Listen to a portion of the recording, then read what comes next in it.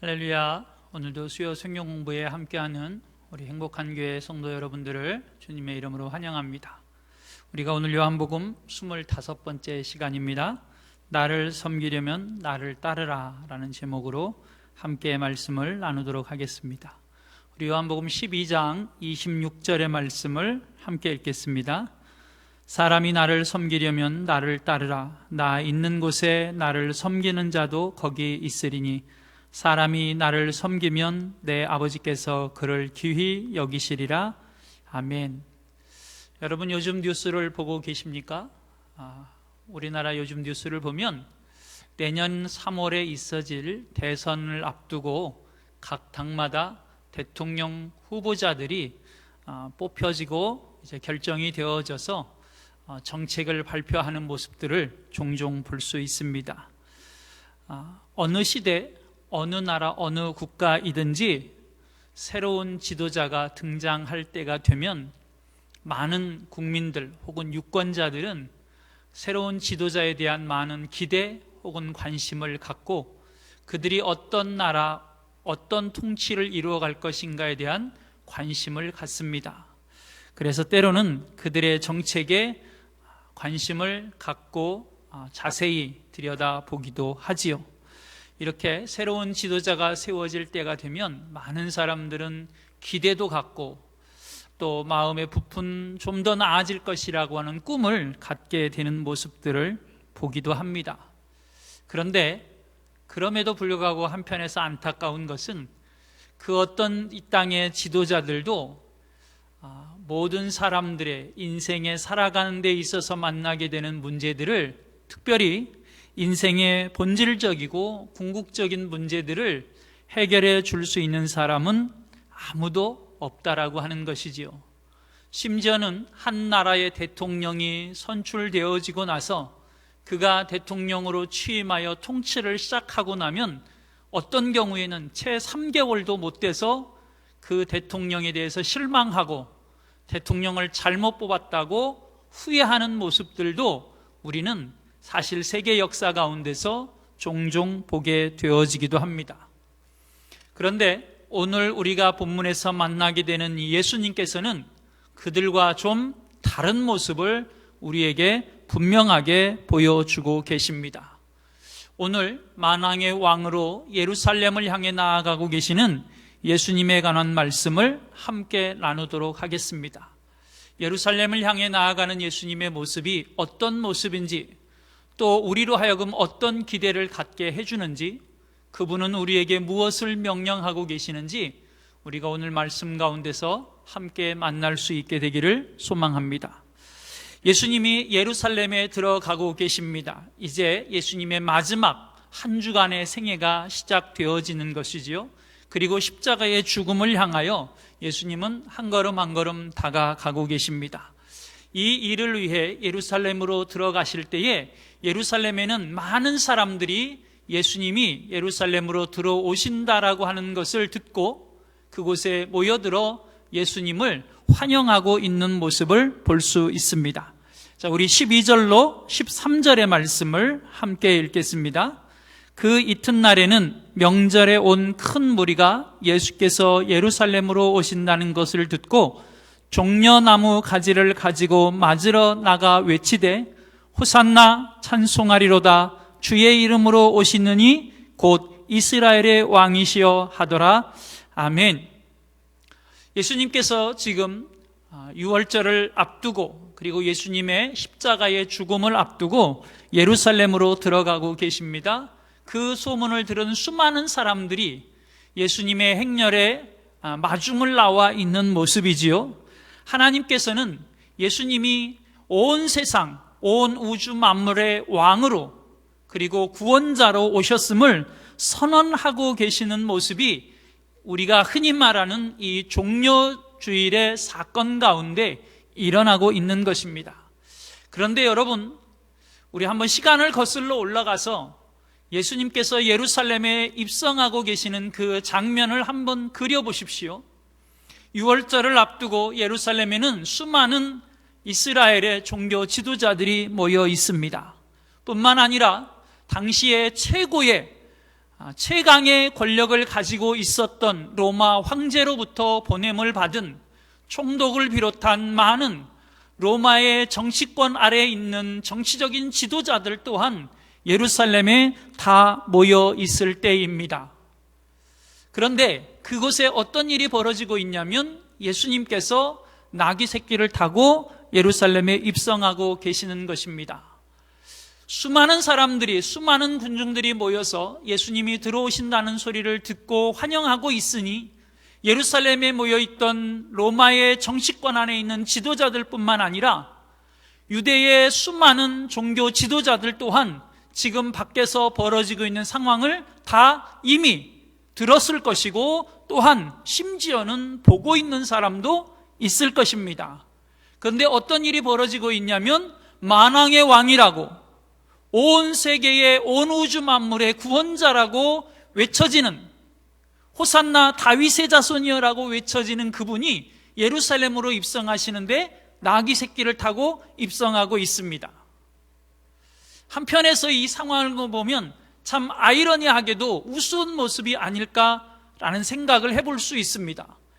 여러분, 종교 지도자들이나 아니면 로마의 정치권 안에 있는 총독들이나 지도자들의 입장에서 볼 때 왕이 오면 백마를 타고 어마어마한 군대의 호의를 받으며 그렇게 요란스럽게 입성을 해야 하는 것이 당연할 텐데 처음 짐을 실어보지도 않은 나귀 새끼에 몸을 얹어서 초라한 모습으로 예루살렘에 입성하고 계시는 예수님의 모습을 어떤 사람이 과연 만왕의 왕이라고 인정할 수 있었을까요? 그 장면 혹은 그 상황으로 보면 참으로 우스운 모습이 아닐 수 없습니다. 그런데 그곳에 모여든 많은 군중들, 많은 시민들은, 백성들은 종려나무 가지를 흔들며 외치고 있습니다. 종려나무 가지는 평화를 상징하는 나무라고 합니다. 그리고 그들은 외칩니다. 호산나 찬송하리로다. 호산나라고 하는 건 주여 우리를 구원하소서라는 의미입니다. 자기들을 구원해 주실 분이라고, 구원자라고, 메시아라고 군중들은 예수님을 바라보며 환호하고 있는 것입니다.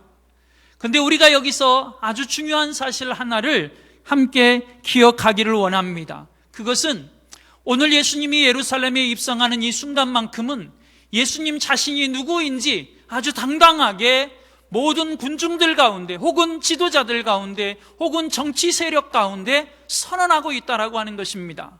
그런데 오늘 이 전까지 예수님의 공생의 사역의 3년여 시간들을 들여다보면 예수님은 단 한 번도 군중들에게 당당하게 내가 메시아다, 내가 하나님의 아들이다, 내가 만왕의 왕이다, 내가 평화의 왕이다 이렇게 선언하신 적이 없으십니다. 심지어는 기적을 행하셔서 그들이 가서 그 기적을 경험한 그 많은 사람들이 자신을 그렇게 고쳐주고 치료해주고 살려준 사람이 예수님이라고 이야기하려고 하는 것조차 예수님은 함구할 것을 명령하셨던 분입니다.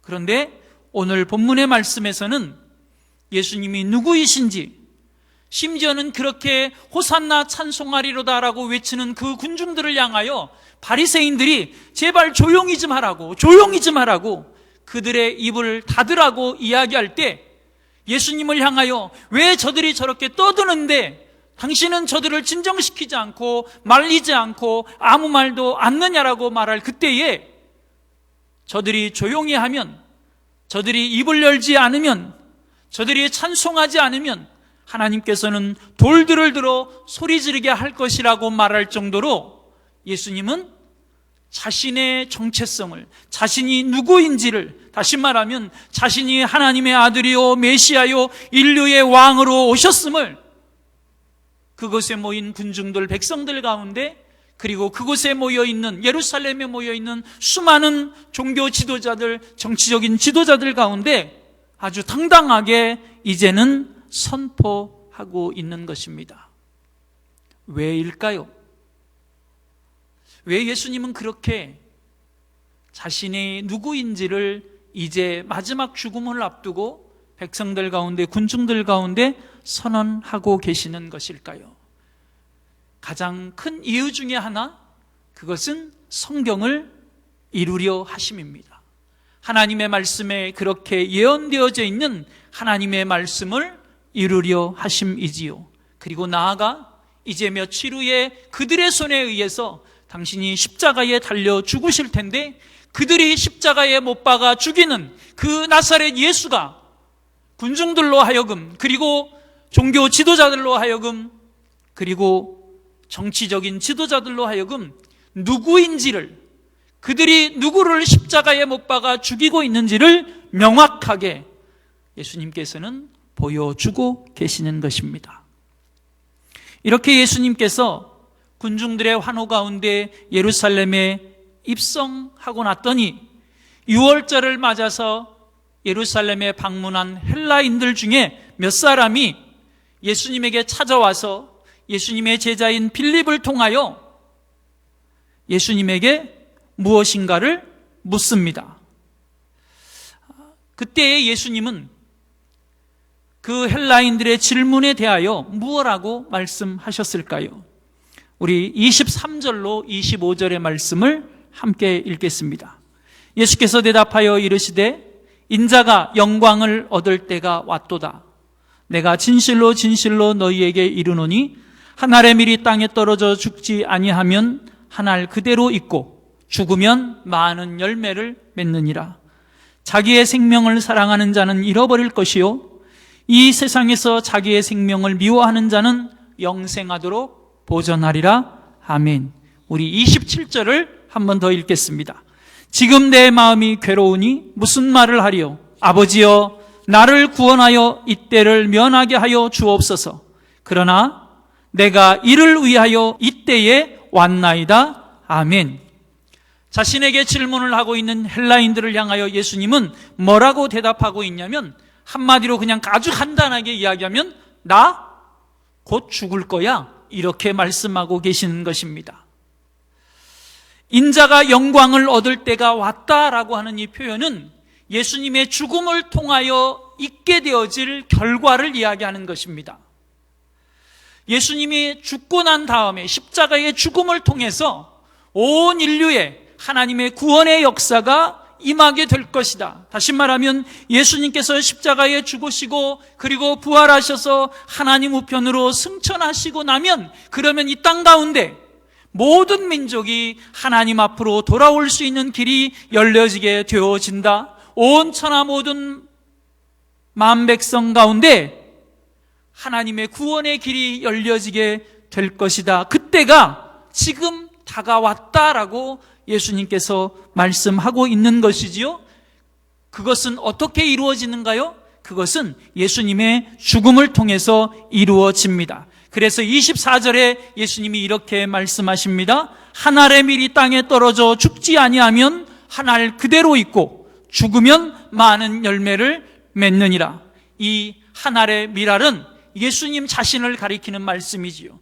그래서 예수님 자신이 십자가의 죽음으로 인하여 많은 열매를, 온 백성의 구원의 길이 열려지게 될 것이라고 말씀하고 있는 것이지요. 그리고 25절에서 이렇게 말씀하지요. 이 세상에서 자기의 생명을 미워하는 자는 영생하도록 보전하리라. 예수님이 자신의 생명을 사랑하지 아니하고 온 백성의 구원을 위해 십자가에 내어 주고 계시다라고 하는 것입니다. 여기 이 자기 생명에서 생명이라고 하는 단어가 갖고 있는 의미는 푸시케라고 하는 헬라어 단어인데요, 이것은 우리가 잘 알고 있는 목숨이라고 하는 의미를 담고 있고, 또 다른 의미들도 있는데 그것은 자아, 그리고 뜻, 의지, 소원, 이런 의미들을 함께 갖고 있습니다. 다시 말하면 생명을 미워한다라고 하는 것은 내 자아를 미워하고 내 뜻을 미워하고 내 의지를 미워하고 내 소원을 미워한다라는 의미이지요. 이거를 마가복음 8장에서는 자기를 부인한다라고 표현하고 있기도 합니다. 하나님의 뜻을 이루기 위해 하나님의 온 백성의 구원의 길을 여시려는 그 뜻을 위해서 예수님은 지금 자기 뜻을 버리고 자기 의지를 버리고 십자가에 죽으러 오셨다라고, 내가 곧 죽을 것이라고 말씀하고 계시는 것입니다. 그래서 내가 하늘의 미랄이 되어져서 내 뜻을 버리고 죽으면, 그러면 많은 열매를 얻게 될 것이라고 말씀하고 있는 것이지요. 여러분, 오늘 우리에게 가장 소중한 것은 무엇일까 한번 생각해 봅시다. 우리에게 있어서 생명은 소중합니다. 맞습니다. 우리의 의지와 우리의 뜻도 중요합니다. 맞습니다. 그런데 우리가 이 세상을 살면서 소중히 여기는 것들이 참 많은데 그것들이 우리에게 소중한 것도 맞고 필요한 것도 맞습니다. 그런데 중요한 사실은 그 모든 것들이 하나님의 나라와 하나님의 의를 이루고 하나님의 뜻을 이루는 것과 연관되어져 있지 아니하면, 그것과 아무 상관없는 나만을 위한 것이라고 한다면, 그러면 어찌 보면 우리가 소중히 여기는 그것들이 하나님 편에서 볼 때는 아무 소용없는 것들이라고 이야기될 수 있는 것이지요. 여러분, 우리에게 있어서 가장 소중한 것은 무엇일까요? 오늘 우리는 하늘의 미랄이 되어지고 있을까요? 제가 이후에 또 한 번 말씀을 드릴 텐데요, 우리는 하늘의 미랄이 그리고 나를 부인하고 있는 것일까요? 예수님이 헬라 사람들을 향해서 십자가에 죽으실 것을 말씀하신 이유는 무엇일까요? 자, 우리 32절, 33절 말씀도 한번 이어서 같이 보겠습니다. 내가 땅에서 들리면 모든 사람을 내게로 이끌겠노라 하시니, 이렇게 말씀하심은 자기가 어떠한 죽음으로 죽을 것을 보이심이러라. 아멘. 자, 예수님께서 내가 땅에서 들린다라고 하는 건 조금 전에도 말씀드린 것처럼 예수님이 십자가에 죽으실 것을 의미하는 것입니다. 그리고 십자가에 죽고 나면 이제 부활하실 것이고 하늘로 승천하실 것을 이야기하는 것이지요. 그렇게 하늘로 승천하시고 나면 그러면 모든 사람을 내게로 이끌겠노라. 예수님이 십자가에 죽는 이유입니다. 온 천하 만민에게 구원의 길이 열리게 될 것이라고 이야기하는 것이지요. 그리고 예수님의 편에서 본다면 예수님은 하나님 나라의 왕의 자리로 돌아가게 되어지는 것입니다. 온 천하 만민을 구원하시기 위해 예수님은 십자가의 죽으심을 선택하고 계시는 것입니다. 여러분, 예수님이 십자가에 죽으신 것, 그것은 온 인류를 구원하기 위함입니다. 온 인류 가운데 하나님의 구원의 길을 열어놓기 위함이지요. 여러분, 예수님만이 우리의 유일한 구원자이심을 다시 한번 저와 여러분이 고백할 수 있게 되기를 원합니다. 그리고 나서 이제 예수님은 26절의 말씀에서 그곳에 모인 많은 사람들을 향하여 이렇게 말씀하십니다. 너희가 나를 섬기려면 나를 따르라. 너희가 나를 섬기려면 나를 따르라. 이 말씀이 담고 있는 의미가 무엇일까요? 우리가 종종 설교를 들어서 알 수 있겠지만 다시 한번 그 의미를 생각해 보고자 합니다. 자, 우리 24절로 26절의 말씀을 함께 읽겠습니다. 내가 진실로 진실로 너희에게 이르노니 한 알의 밀이 땅에 떨어져 죽지 아니하면 한 알 그대로 있고 죽으면 많은 열매를 맺느니라. 자기의 생명을 사랑하는 자는 잃어버릴 것이요 이 세상에서 자기의 생명을 미워하는 자는 영생하도록 보전하리라. 사람이 나를 섬기려면 나를 따르라. 나 있는 곳에 나를 섬기는 자도 거기 있으리니 사람이 나를 섬기면 내 아버지께서 그를 귀히 여기시리라. 아멘. 여기 나를 섬기려면 나를 따르라 라고 하는 이 말씀에 섬긴다라고 하는 건 헬라어로 디아코네오라고 하는 단어인데요, 이 디아코네오라고 하는 단어는 집사가 된다라는 의미입니다. 집사. 그러니까 집사가 어떤 의미냐면 종을 이야기하는 겁니다.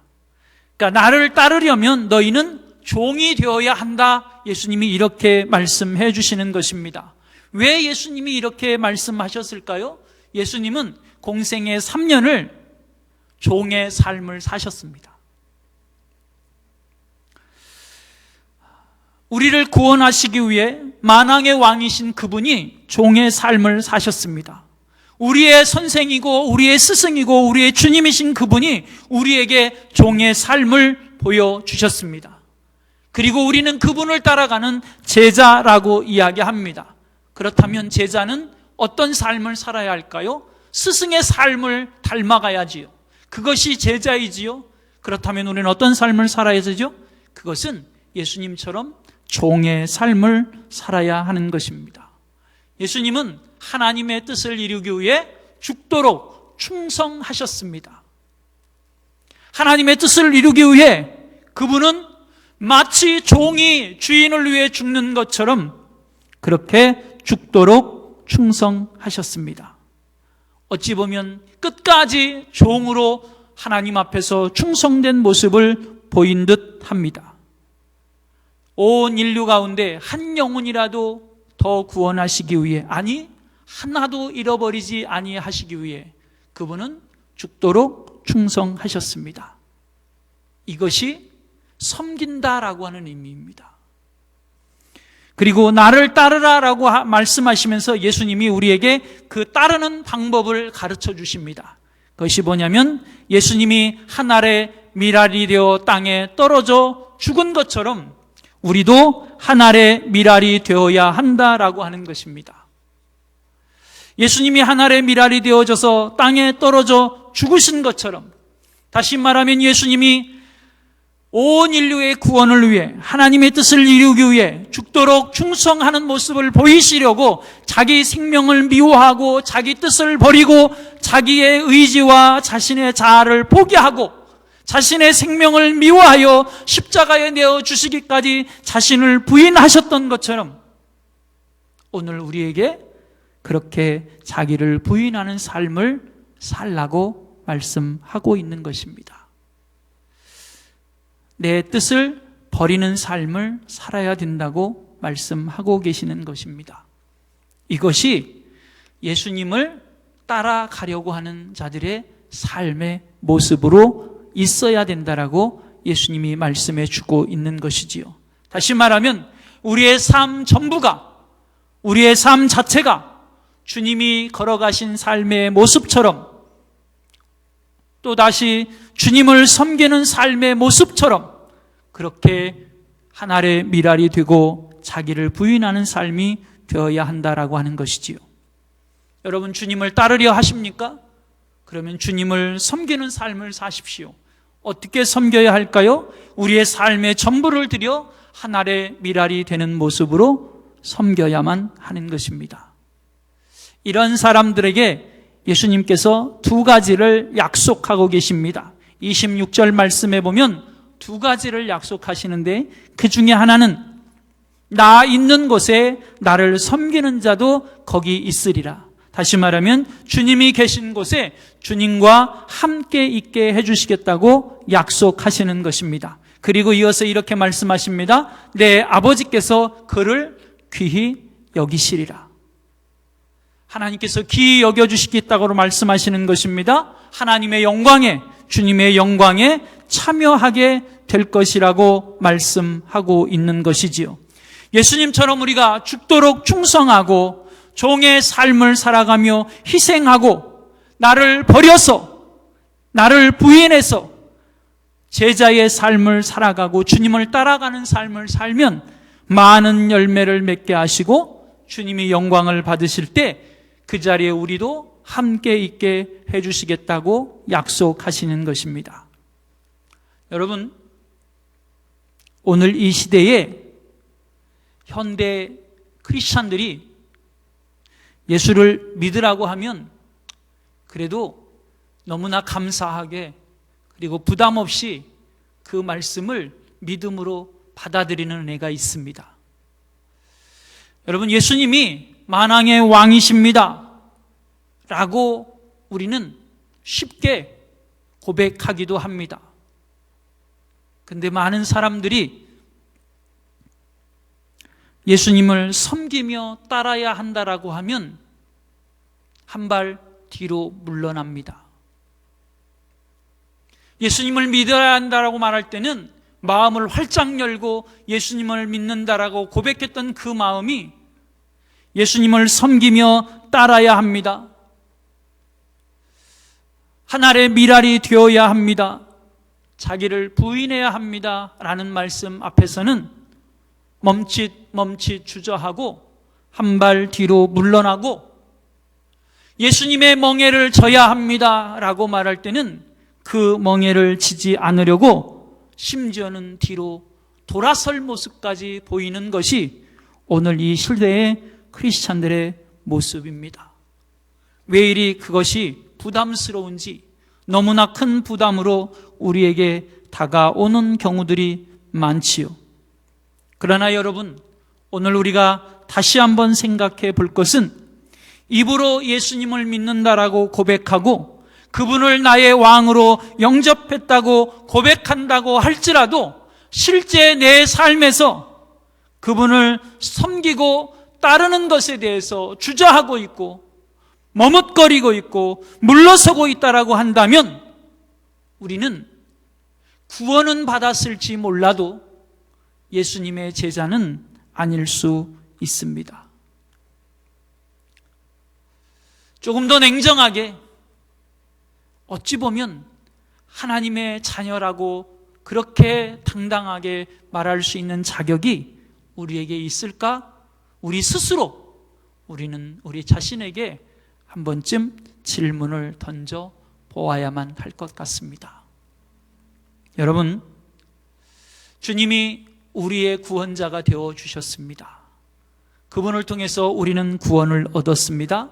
그분이 우리의 왕으로 우리 가운데 오셨습니다. 여러분, 우리는 기쁨으로 그 주님을, 그 만왕의 왕 되신 하나님을 맞이했습니다. 그분이 우리에게 이렇게 말씀합니다. 너희가 나를 섬기려느냐? 그러면 나를 따르라. 여러분, 주님의 제자가 되기를 원하십니까? 그렇다면 나를 따르라고 말씀하시는 주님의 말씀에 다시 한번 귀를 기울이고 주님의 멍에를 함께 맬 수 있는 우리 모두가 됐으면 좋겠습니다. 예수님이 이렇게 십자가에 죽으시고 그리고 부활하시는 사건은 아주 중요한 의미를 갖습니다. 그것은 이 세상 권세를 쥐고 있는, 이 세상 죄악의 권세를 붙들고 있는, 이 세상을 자신의 뜻대로 쥐락펴락하고 있는 세상 임금인 사단을 결박하고 사단을 몰아내고 사단을 추방하는, 완전히 멸하는 일이 되어지는 것입니다.